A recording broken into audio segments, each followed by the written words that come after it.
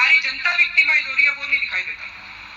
ये सारे मिल गए और संसद के अंदर जो नाटक हुआ, लालू प्रसाद यादव खड़े होकर कहते हैं, अन्ना हजारे जी ने एक चिट्ठी लिखी थी प्रधानमंत्री को एक बारी, उसने कहा था प्रधानमंत्री जी आप जनता के सेवक हैं। तो लालू यादव ने संसद के अंदर वो चिट्ठी लहराई हूं और कहते देखो अन्ना हजारे प्रधानमंत्री को सेवक बोल रहा है तो हमें क्या बोलेगा। वो ये भी भूल गए, अब अपने आप को वाकई राजा मान बैठे हैं। वो ये भूल गए कि जनतंत्र आ गया, 1947 में देश आजाद हो गया, वो भूल गए ये लोग। वो ये मान के बैठ गए हम राजा बन गए हैं, वो अब सेवक भी कहने वाले को तैयार नहीं है। बताइए, कानून में लिखा है पब्लिक सर्वेंट, गवर्नमेंट सर्वेंट, वो अब सर्वेंट की वो कहलवाना नहीं चाहते। इस देश का एक एक आम आदमी टैक्स देता है, गरीब से गरीब आदमी टैक्स देता है, क्योंकि एक गरीब आदमी जब बाजार से माचिस खरीद के लाता है तो उस माचिस के ऊपर सेल्स टैक्स देना पड़ता है, एक्साइज ड्यूटी देनी पड़ती है। ये लालू यादव ये भूल गए कि उनकी गाड़ी और उनका बंगला उस गरीब आदमी के टैक्स से चलते हैं।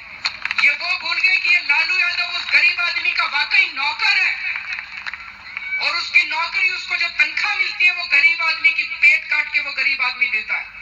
कई लोगों को ये गलतफहमी है कि टैक्स अमीर लोग देते हैं, कई लोगों को ये गलतफहमी है कि टैक्स केवल इनकम टैक्स होता है। इस देश में मैं एक दिन कैलकुलेशन कर रहा था, एक ये बात कही जाती है कि इस देश के कई लोग ऐसे हैं जो 20 रुपए प्रतिदिन से भी कम में जीते हैं। तो वो 20 रुपए प्रतिदिन से जो कम में जीते हैं वो 600 रुपया महीना कमाते हैं। वो 600 रुपए में से कम 10% टैक्स जाता है। तो इस देश का भिखारी भी कम से कम महीने के 60 रुपए टैक्स देता है और उस 60 रुपए में से लालू यादव की तनख्वाह निकलती है, राबड़ी देवी की तनख्वाह निकलती है, उनकी लाल बत्ती की गाड़ियां चलती है, उनके एयर कंडीशनर चलते हैं। वो भूल गए कि वो वाकई एक नौकर है, वो अपने आप को राजा मान बैठे हैं।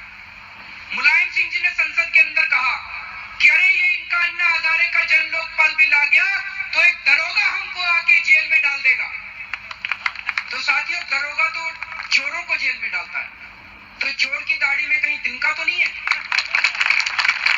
उन्होंने ये कहा कि हम सारे सांसदों को दरोगा आके जेल में डाल देगा, तो क्या वो ये कह रहे हैं कि सारे सांसद चोर हैं? अगर उन्होंने ईमानदारी से अपनी जिंदगी व्यतीत की है तो उनको दरोगा से डर क्यों लगता है? हम लोगों को तो दरोगा से डर नहीं लगता। ये सारे दरोगा, ये सिपाही खड़े, हमें तो डर नहीं लगता, हम तो खड़े हैं इनके पास। लेकिन मुलायम सिंह जी को डर लगता है, उनको ये डर लगता है कि यार लोकपाल बिल आ गया तो ये सारे उनको पकड़ के जेल में डाल देंगे।